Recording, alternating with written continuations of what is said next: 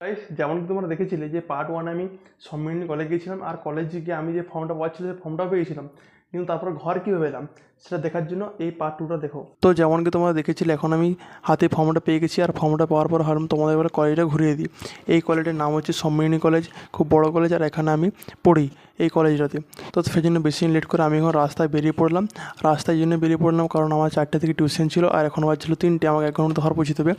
কিন্তু এখান থেকে বাস স্ট্যান্ড হচ্ছে 2 কিলোমিটার, আর তারপরে এটা হচ্ছে সম্মিলনী কলেজ থেকে বাস স্ট্যান্ড যে রাস্তাতে, সেই রাস্তাটাতে গেলেই এই যে বড় বড় বিল্ডিংগুলি এগুলো দেখতে পাবে, আর এগুলোতে মেস ভাড়ায় পাওয়া যায়। আর তারপরে পৌঁছে গেলাম যে মধ্যকেন্দ্র, যেটা সম্মিলনী কলেজের মাঠ, সেই মাঠে।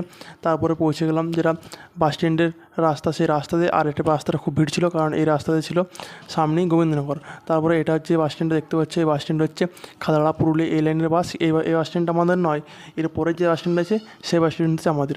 সেই জন্য আমি এখানে বেশি না লেট করে আমি আমাদের বাস স্ট্যান্ডে চলে গেলাম, আর আমাদের বাস স্ট্যান্ডে সামনের দিকে যে বাস পাবো সেই বাসটাতে আমি চাপবো। তারপরে দেখতে পাচ্ছ এখন আমি ফাইনালি সরস্বতী বাসটা দেখতে পেয়েছি, আর এই বাসটাতে আমি চাপবো। বাসটায় খুব ভিড় ছিল ঠিকই, কিন্তু ভিড় থাকলে এটাতেই চাপতে হবে, কারণ 4টেতে টিউশন আছে। দেখতে হচ্ছে বাসটায় প্রচণ্ড ভিড়। আর তোমরা কমেন্টে জানিও যে এই জায়গাটা কোনখানে অবস্থিত, যে জানতে পারবে তাকে আমি অবশ্যই রিপ্লাই দেবো। আর দেখতে পাচ্ছ ফাইনালি আমি এখন সরস্বতী মাথায় ঢুকে মিষ্টি খাওয়া কমপ্লিট হয়ে গেছে।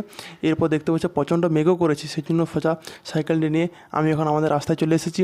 আর রাস্তায় এসে সবার প্রথম কাজ ছিল আমাকে ঘর আসতে হবে, ঘরে এসে চান করতে হবে, যেহেতু আমি চান করিনি।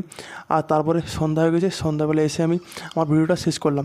ভিডিওটি ভালো লাগে লাইক, কমেন্ট, সাবস্ক্রাইব অবশ্যই করবেন। এরকম ভিডিও দেখতে হলে চ্যানেলটি অবশ্যই ফলো